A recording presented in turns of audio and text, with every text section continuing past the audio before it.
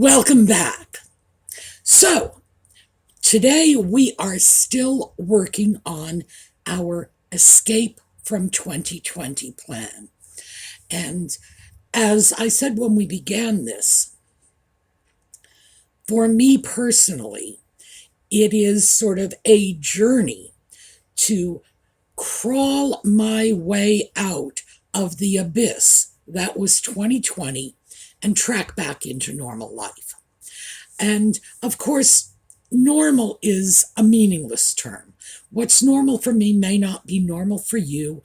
What's normal for you may not be normal even for your closest friend or your nearest relative. So normal is subjective. Normal in that sense is meaningless.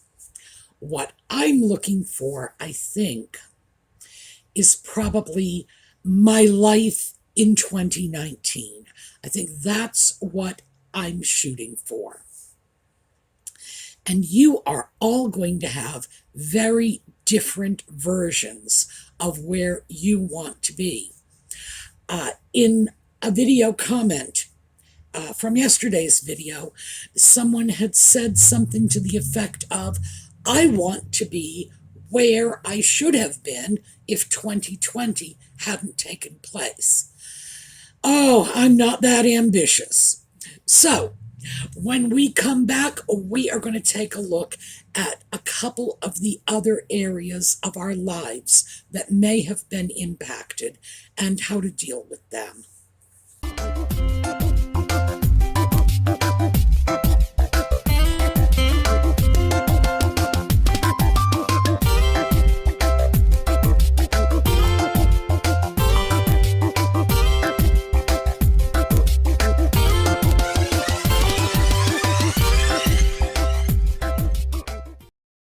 So I'm sure you'll recall the list that I provided had come from a course I took in substance abuse counseling. Therefore, number one on the list was, is your substance abuse creating legal problems for you? For most of us, that does not apply. Now, obviously, you can see how that would be a big thing for substance abusers. Many of them found their way into counseling in the first place because a court ordered it. If they did not participate in counseling, they were going to jail. So they had this huge sword of Damocles hanging over their heads in terms of a response from the legal system. And that's why it's number one on a list like that. And I chose to leave it on our list because there's no telling what our individual circumstances are. And if you are facing legal problems, that is almost always going to be number one on your list. You could be looking at a divorce, at an eviction. So many people lost their livelihood in 2020. Cars were getting repossessed. People were behind on their rent. It wasn't very good. And what we have now, not here in the US quite so much, definitely our friends in the UK, is massive heating bills. People who are looking at their financial situation saying, I don't know how to make this bill.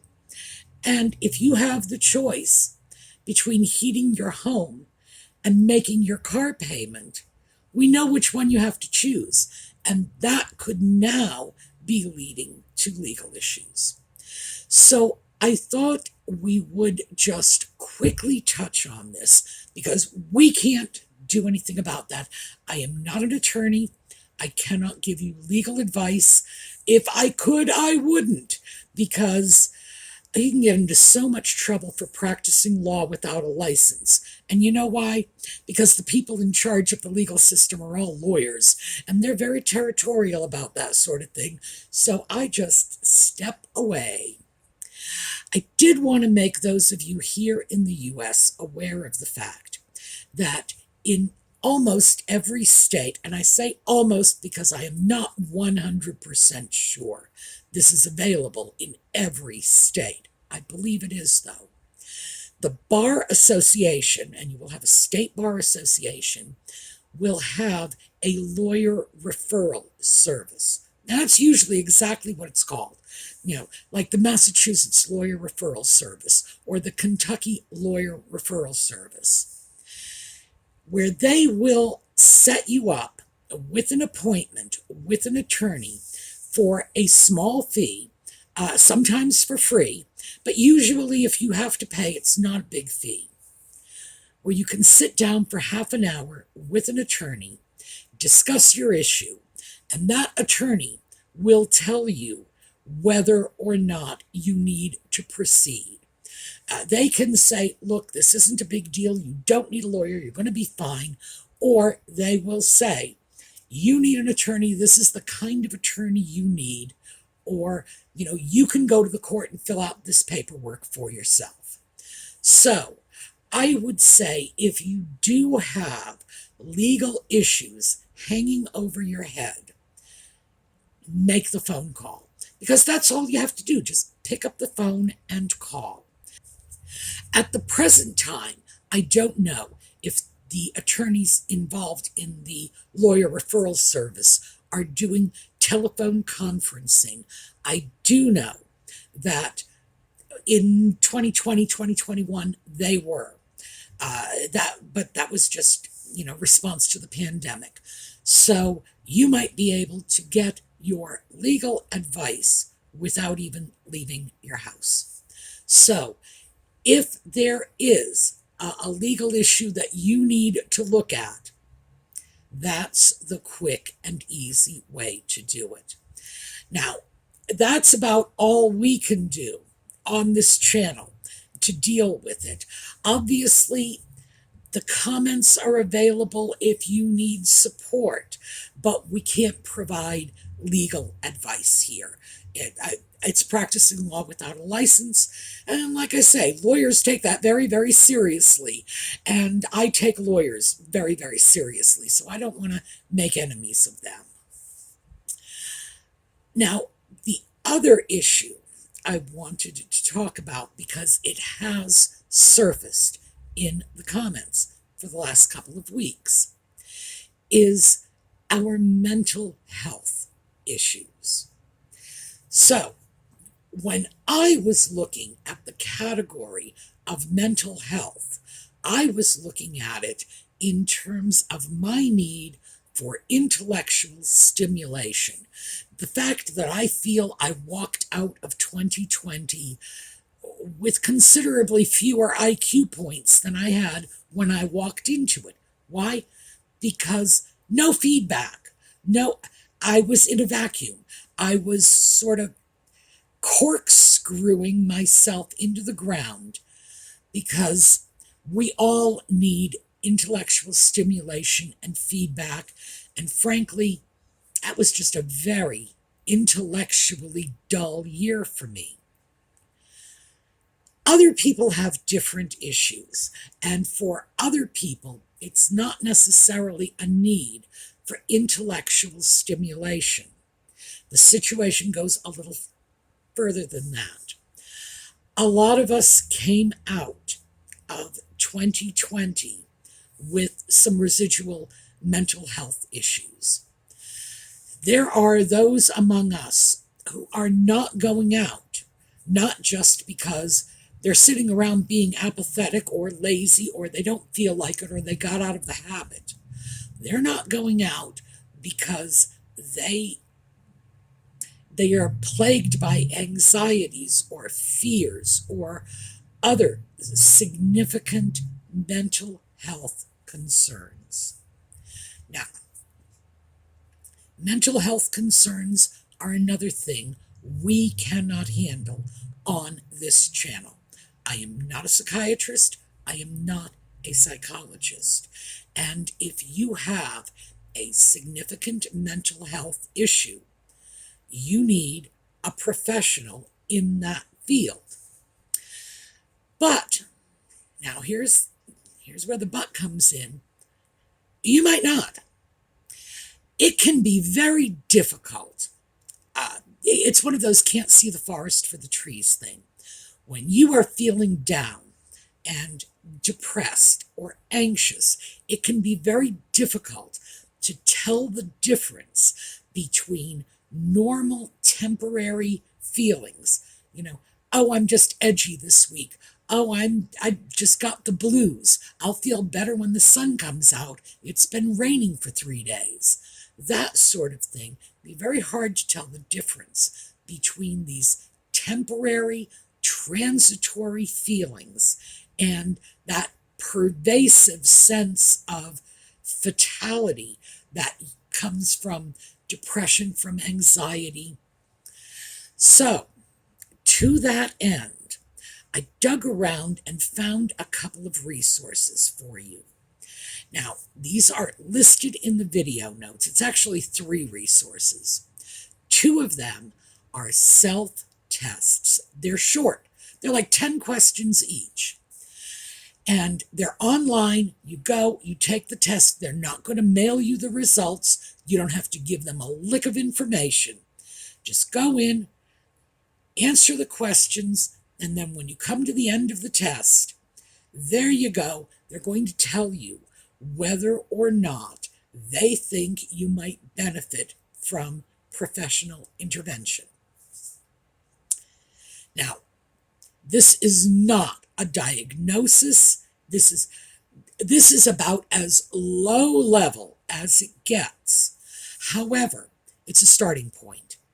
If you feel you have anxiety levels, depression levels, if you're feeling nervous, if you're not sleeping, all of these symptoms of some possible mental health issues, go online, spend 5 minutes taking a couple of quick tests, and there you go. You'll walk away from it at least knowing that perhaps you should do some follow-up, or no, it's not that big a deal. It's something passing.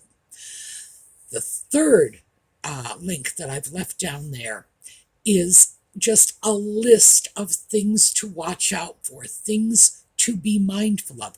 It's not even a test. It just says, if you are having difficulty sleeping, and it's a quick read.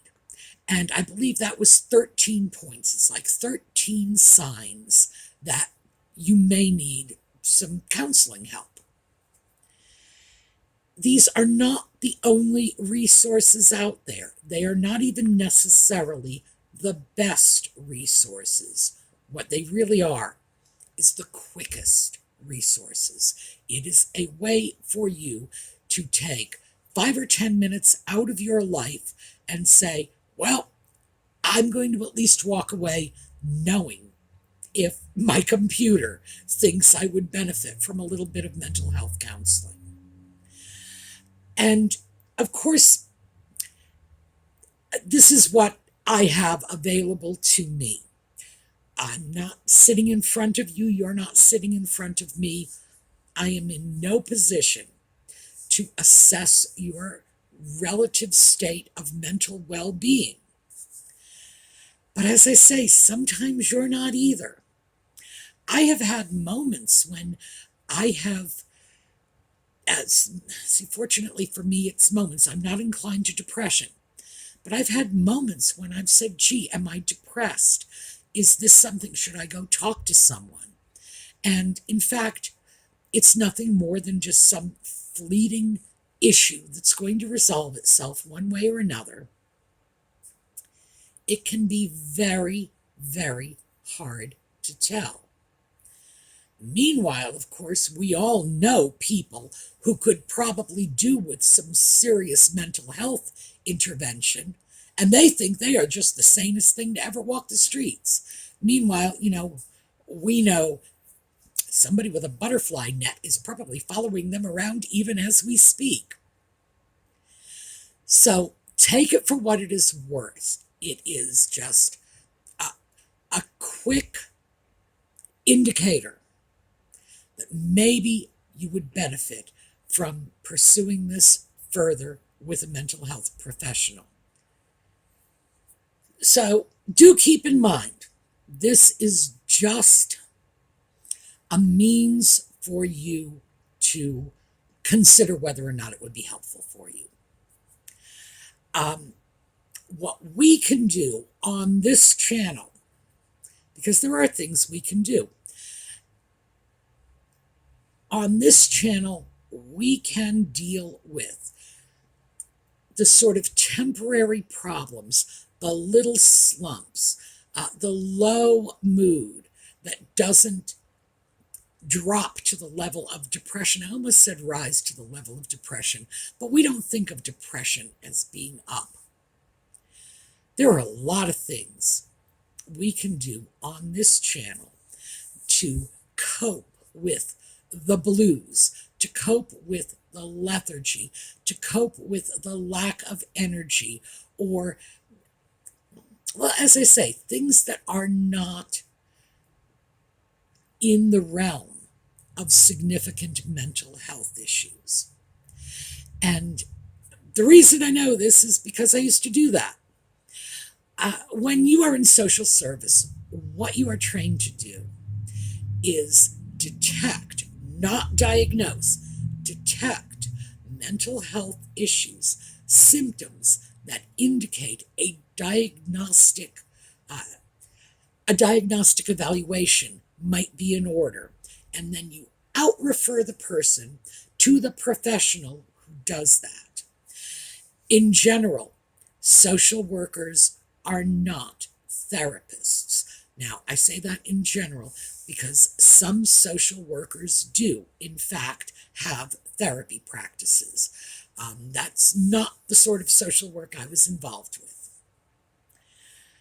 What I would do is I would put a Band-Aid on it and get them out the door again.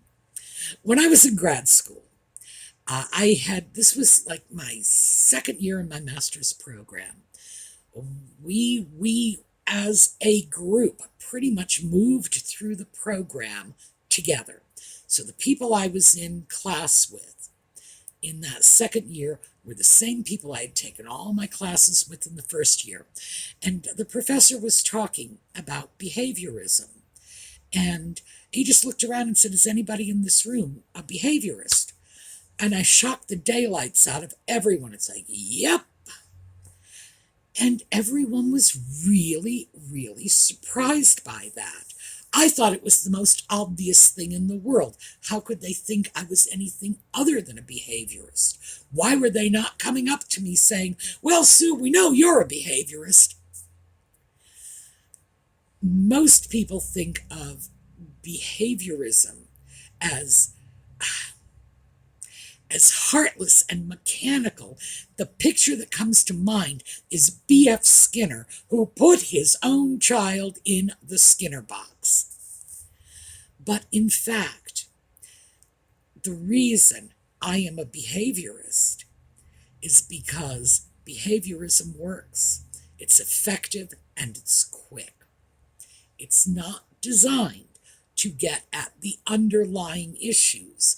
It is designed to move people forward.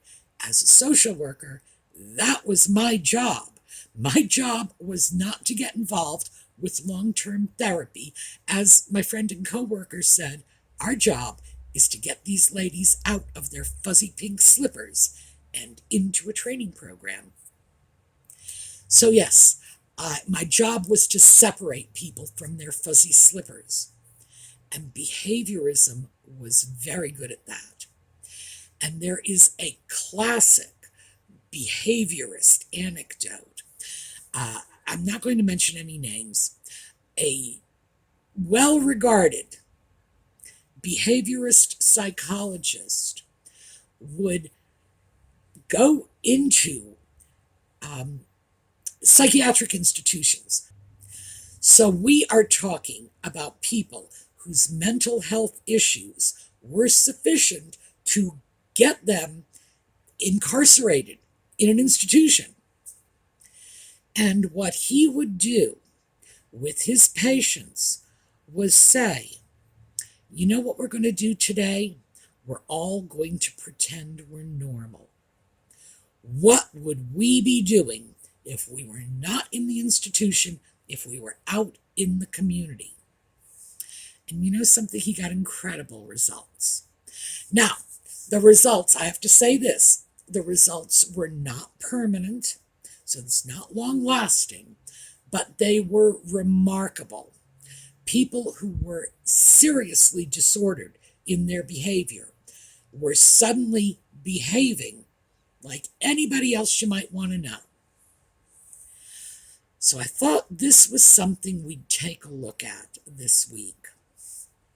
And rather than let's pretend we're normal, because I don't even know what normal is, I've never been normal, and I'm pretty sure I don't want to be. Let's take a look at what our lives would look like if 2020 never happened. If we could just throw it in a box and toss it in the trash, what would we be doing now? It's just a little mental exercise. And I started looking at that, thinking to myself, well, number one, I would be out walking every day. It's frustrating because, of course, the issue with my knee means I'm not going to be able to do that. But I can at least set that alarm, get up in the morning. When I walked, I used to walk before dawn. I would get up around 4:30 in the morning to make sure I was out of the house by 5, which got me back in by 6. I know, and you're probably all thinking, whoa, why would you do that? My dog was very easily distracted. She was one of those dogs who was like, oh, look, a squirrel. Oh, look, somebody to pet me. Oh, look, a car. If I could get her out of the house before dawn, she'd just walk. Why? Because you couldn't see anything. So that's why I did it. So what I'm going to do is I am going to start setting my alarm earlier. I'm not going to be able to set it at 4:30 tomorrow and get up, but I'm going to have to sort of gradually turn that alarm back. And so with any luck at all, within the next couple of weeks, I will be back to getting out of bed at 4:30. And even if I am not walking around the neighborhood, being up at that time, because that's just a really good active time for me, is going to enable me to do things around the house with 0 distractions. Because you would be amazed at how little is going on at 4:30 in the morning. Like, even if you want a distraction, it's just not there. So that's what I'm going to do. That's number one. I'm not looking for you to make any more than like one single decision. What would you be doing if 2020 never took place?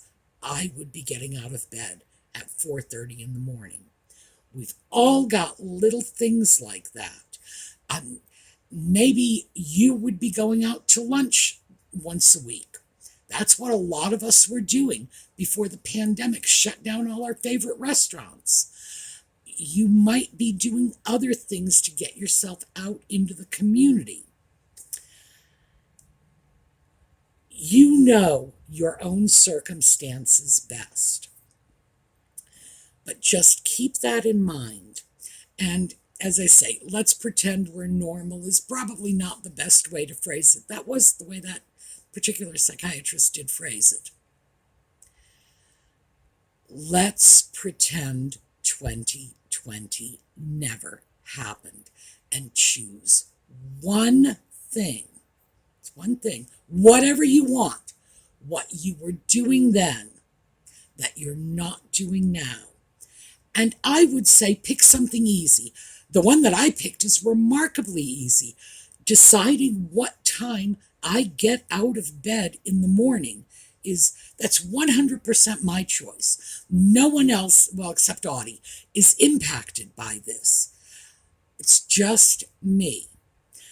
I'm sure there are plenty of things in your life that are just unilateral decision you can make. No one else is affected. No one else will be bothered if you do it. And see about that.